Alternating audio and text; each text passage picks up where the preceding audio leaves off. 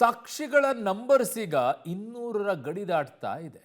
ತುಂಬ ಕೇಸ್ ಪ್ರಬಲವಾಗಿದೆ, ತುಂಬ ಗಟ್ಟಿಯಾಗಿ ಉಳ್ಕೊಳ್ತಾ ಇದೆ ಈ ಪ್ರಕರಣ. ಕಾರಣ ಸಾಕ್ಷಿಗಳು ಎಷ್ಟಿರುತ್ತೋ ಅಷ್ಟು ಗಟ್ಟಿಯಾಗಿರುತ್ತೆ, ಬಟ್ ಬಲವಾಗಿರುವಂಥ ಸಾಕ್ಷಿಗಳು ಇರಬೇಕಾಗತ್ತೆ.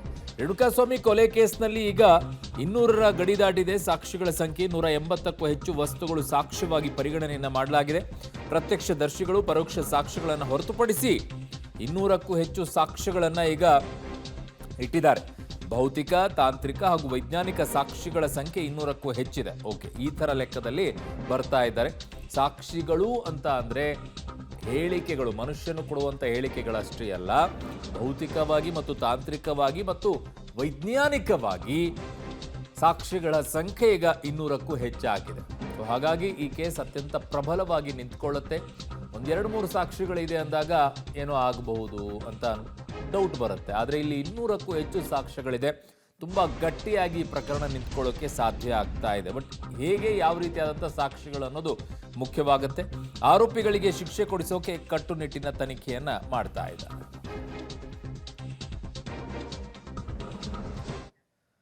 ಸೊ ಎರಡೆರಡು FSL ವರದಿಯನ್ನ ಈಗ ಪೊಲೀಸರು ಪಡ್ಕೊಳ್ತಾ ಇದ್ದಾರೆ. ಎರಡೆರಡು ಏನಕ್ಕೆ ಬೇಕಾಗುತ್ತೆ ಎರಡೆರಡು ಅನ್ನೋದು ಅತಿ ಮುಖ್ಯವಾಗಿ, ಅದನ್ನು ಕೂಡ ನೋಡೋಣ. ಡಿ ಗ್ಯಾಂಗ್ನಿಂದ ರೇಣುಕಾಸ್ವಾಮಿ ಕೊಲೆ ಕೇಸ್ನಲ್ಲಿ ಈಗಾಗಲೇ ಕೆಲ ವಸ್ತುಗಳು ಬೆಂಗಳೂರು FSLನಲ್ಲಿ ಪರೀಕ್ಷೆಯಲ್ಲಿವೆ.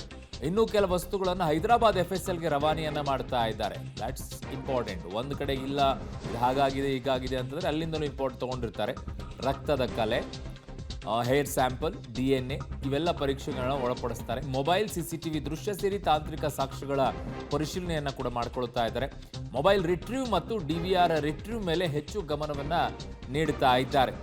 ಸೊ ಇದರಲ್ಲಿ ಏನೆಲ್ಲ ಸಾಕ್ಷಿಗಳು ಸಿಗುತ್ತೆ, ಯಾವ ರೀತಿಯಾದಂಥ ಸಾಕ್ಷಿಗಳು ಸಿಗುತ್ತೆ ಅನ್ನುವಂಥದ್ದು, ಕೆಲವು ಸಾಕ್ಷಿಗಳು ಈಗಾಗಲೇ ಸಿಕ್ಕಿವೆ, ಇನ್ನೂ ಒಂದಿಷ್ಟು ಸಾಕ್ಷಿಗಳನ್ನು ಹುಡುಕಾಟದಲ್ಲಿದ್ದಾರೆ. ಕಾರಣ ಮೊಬೈಲ್ ರಿಟ್ರೀವ್ ಮಾಡಿದಂಥ ಸಂದರ್ಭದಲ್ಲಿ ಅದರಲ್ಲಿ ಸಿಕ್ಕಿರುವಂಥ ವಿಡಿಯೋಗಳೇನಿದೆ, ಯಾವುದಾದ್ರೂ ಹೊಡೆಯುವಂಥ ಸಂದರ್ಭದಲ್ಲಿ ಮೊಬೈಲ್ ವಿಡಿಯೋ ಮಾಡ್ಕೊಂಡಿದ್ದಾರಾ, ಸಾರಿ ಕೇಳುವಂಥ ಸಂದರ್ಭದಲ್ಲಿ ವಿಡಿಯೋ ಮಾಡ್ಕೊಂಡಿದ್ದಾರಾ, ಇವೆಲ್ಲವೂ ಕೂಡ ಅತಿ ಮುಖ್ಯವಾಗಿರುತ್ತೆ. ಸೊ ಹಾಗಾಗಿ ಈಗ ಹೇರ್ ಸ್ಯಾಂಪಲಲ್ಲಿ ಹೊಡೆಯುವಂಥ ಸಂದರ್ಭದಲ್ಲಿ ಯಾರ್ದಾದ್ರೂ ಕೂದಲು ಕೆಳಗಡೆಗೆ ಬಿದ್ದಿತ್ತಾ, ರೇಣುಕಾಸ್ವಾಮಿ ಜೊತೆಗೆ ಇನ್ಯಾರ್ದಿತ್ತು, ಅದ್ರ ಜೊತೆಗೆ ಮ್ಯಾಚ್ ಮಾಡಬೇಕಾಗತ್ತೆ, ರಕ್ತದ ಕಲೆಗಳನ್ನು ಮ್ಯಾಚ್ ಮಾಡಬೇಕಾಗತ್ತೆ. ಇವೆಲ್ಲವೂ ಕೂಡ ಈಗ ತನಿಖೆಯ ವೇಳೆಯಲ್ಲಿ ಸಾಕ್ಷಿಗಳಾಗಿ ಪರಿಗಣನೆಯನ್ನು ಮಾಡ್ತಾರೆ. ಹಾಗಾಗಿ ಅತಿ ಮುಖ್ಯವಾಗಿರುತ್ತೆ. ಬೆಂಗಳೂರು FSL ಅಲ್ಲೂ ಕೂಡ ಇದರ ಪರಿಶೀಲನೆಯನ್ನು ಮಾಡಿದ್ದಾರೆ. ಇನ್ನೊಂದು ಕಡೆಗೆ ಹೈದರಾಬಾದಿಗೂ ಕೂಡ ಇದನ್ನು ಕಳುಹಿಸಿ ಕೊಟ್ಟಿದ್ದಾರೆ ಅನ್ನೋದು. ನನ್ನ ಸಹೋದ್ಯೋಗಿ ಈಗ ಕ್ರೈಮ್ ಬ್ಯೂರೋಯಿಂದ ಉಮೇಶ್ ನನ್ನ ಸಂಪರ್ಕಕ್ಕೆ ಸಿಗ್ತಾ ಇದ್ದಾರೆ. ಉಮೇಶ್, ಮೊದಲನೇದಾಗಿ 200ರ ಗಡಿಯನ್ನು ದಾಟಿರುವಂಥದ್ದು ಸಾಕ್ಷಿಗಳು ಅತ್ಯಂತ ಪ್ರಬಲವಾಗಿ ಈ ಕೇಸ್ ತುಂಬ ಗಟ್ಟಿಯಾಗಿ ಉಳ್ಕೊಳ್ತಾ ಇದೆ ಅಂತ ಹೇಳ್ಬೋದಾ 200 ಸಾಕ್ಷಿಗಳು? ಅರುಣ್, ರೇಣುಕಾಸ್ವಾಮಿ ಕೊಲೆ ಪ್ರಕರಣವನ್ನು ಪೊಲೀಸ್ ಇಲಾಖೆ ಕೂಡ ತುಂಬ ಗಂಭೀರವಾಗಿ ಪರಿಗಣನೆ ಮಾಡಿರುವಂಥದ್ದು, ಮತ್ತು ಇಲ್ಲಿ ತನಿಖೆ ನಡೆಸ್ತಾ ಇರುವಂಥ ಅಧಿಕಾರಿಗಳು ಕೂಡ ಪ್ರಕರಣವನ್ನು ತುಂಬ ಸೀರಿಯಸ್ ಆಗಿ ತಗೊಂಡು ಈಗ ತನಿಖೆ ಮುಂದುವರಿಸ್ತಾ ಇರುವಂಥದ್ದು. ಮುಂದುವರೆದ ಭಾಗವಾಗಿ ಇಲ್ಲಿವರೆಗೂ ಕೂಡ ಸುಮಾರು 180 ಜನ ಸಾಕ್ಷಿಗಳನ್ನು ಈಗಾಗಲೇ ಕಲೆ ಹಾಕಿರುವಂಥದ್ದು. ರೇಣುಕಾಸ್ವಾಮಿ ಕಿಡ್ನಾಪ್ ಆದ ಜಾಗದಿಂದ ಹಿಡಿದು ಆತನ RR ನಗರ ಶೆಡ್ಡಲ್ಲಿ ಕಿಡ್ನಾಪ್ ಮಾಡಿ ಹಲ್ಲೆ ಮಾಡ್ತಾರೆ. ಹಲ್ಲೆ ಮಾಡಿದ ನಂತರದಲ್ಲಿ ಆತನ ಶವ ಏನಿಸಿತಾರೆ ಅಲ್ಲಿ ತನಕ ಕೂಡ ಎಲ್ಲ ಅಲ್ಲಿಂದ ಹಿಡಿದು ಪ್ರತಿಯೊಂದು ಆರೋಪಿಗಳ ಹಿನ್ನೆಲೆ, ಅವರ ಮನೆಗಳಾಗಿರ್ಬೋದು, ಈತ ಎಲ್ಲೆಲ್ಲಿ ಹೋಗಿದ್ರು ಎಲ್ಲವನ್ನೂ ಕೂಡ ಸೂಕ್ಷ್ಮವಾಗಿ ಪರಿಶೀಲನೆ ಮಾಡಿದಂಥ ಪೊಲೀಸರು ಸುಮಾರು 180 ಜನ ಸಾಕ್ಷಿಗಳನ್ನಾಗಿ ಈಗಾಗಲೇ ಪರಿಗಣನೆ ಮಾಡಿ ಆ ಸಂಬಂಧಪಟ್ಟ ಹಾಗೆ ಬೇಕಾಗಿರುವಂಥ ಅವ್ರ ಕಡೆಯಿಂದ ಹೇಳಿಕೆಗಳನ್ನು ಕೂಡ ಅದರಲ್ಲಿ ಪ್ರತ್ಯಕ್ಷವಾಗಿ ಪರೋಕ್ಷವಾಗಿ ನೋಡಿದವರ ಸಂಖ್ಯೆಯೂ ಕೂಡ ಇರುವಂಥದ್ದು.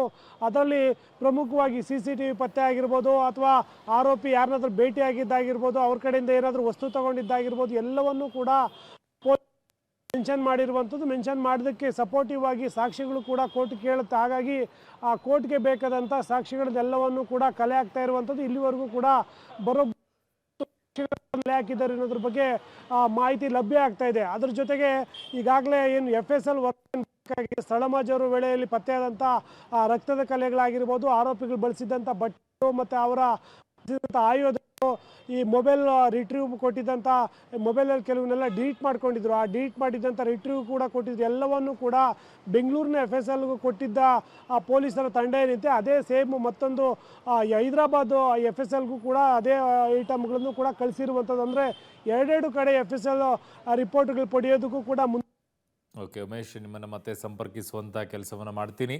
ಸೊ FSL ಈಗ ಎರಡೆರಡು ಕಡೆಗಳಲ್ಲೂ ಕೂಡ ಅದನ್ನು ಇಟ್ಕೊಳ್ತಾ ಇದ್ದಾರೆ, ಗಟ್ಟಿಯಾಗಿ ನಿಂತ್ಕೊಳ್ಬೇಕು ಅನ್ನುವಂಥ ಉದ್ದೇಶ ಈ ಪ್ರಕರಣ ದರ್ಶನ್ ಅವರ ಮೇಲೆ ಇರುವಂಥದ್ದು.